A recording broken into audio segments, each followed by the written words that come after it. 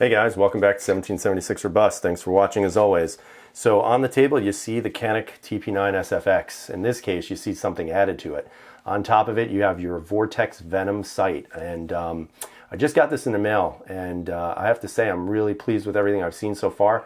Now I'll be honest with you, I have not shot this gun yet. I am going to the range this week several times to do some shooting. Can't wait, totally excited because this is the first red dot I've ever owned, and it just looks friggin' awesome.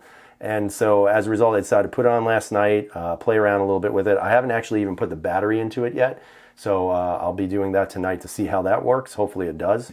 But some of the things that I noticed when I was applying to the red dot and its adapter plate, just so that you guys are aware when you decide to do this, especially for this gun.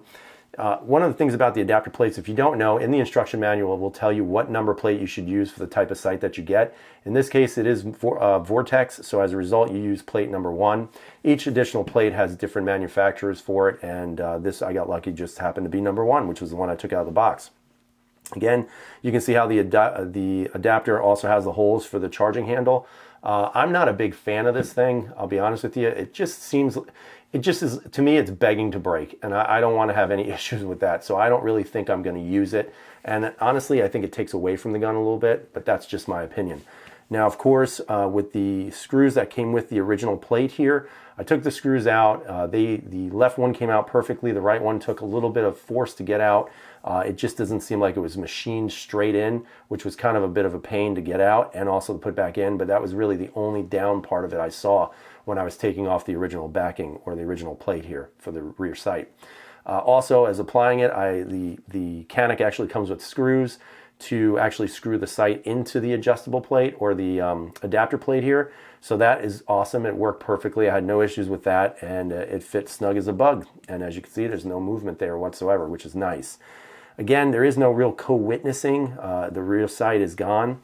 However, you do have some, some vertical notches in the back, which you potentially could line up with your fiber optic. And you can see there's the rear notches, there's the fiber optic in the front, which you probably won't focus in on. But you can see that you will have that ability to do that. So that's actually kind of nice. Now I'll test it to see how accurate it is with it. Obviously it might adjust it higher or lower depending on where you set the dot. But again, that's something I have to try out, and I've never owned one of these before. So I think there's going to be a lot of trial and error, at least for me. Overall, definitely like everything I see. I think it's a nice slim profile. At first I thought this thing was going to be huge on it, and it just looks awesome. So for me, this is exactly what I've been looking for, especially for target shooting at the range, and maybe eventually one day getting into the competitive arena. Again, I really don't know where to go for that around my local area, so if you guys are around here, maybe let me know. It's the Hudson Valley, so definitely let me know what you guys know about, and maybe I can go shooting and start doing some competitions, which I really want to get into. Other than that, really impressed with everything I see. I think this really completes it. I think if you're going to get one of these, you definitely should get one of those as well, because it is what it's meant for. And I think that just, to me, seals the deal with this type of firearm. So again, I guess at this point, there's really nothing else to say. I am going to shoot it this week coming up. Can't wait to see what the results are. Can't wait to see if I actually shoot well, or if I continue to really suck. But we'll see how it goes. Other than that, love everything about it. I have absolutely zero complaints right now about this setup that you see in front of you. So I hope you guys have a great night. If you like the video, let me know. If you have any comments or suggestions, let me know on this as well. But as always, guys, freedom is never free.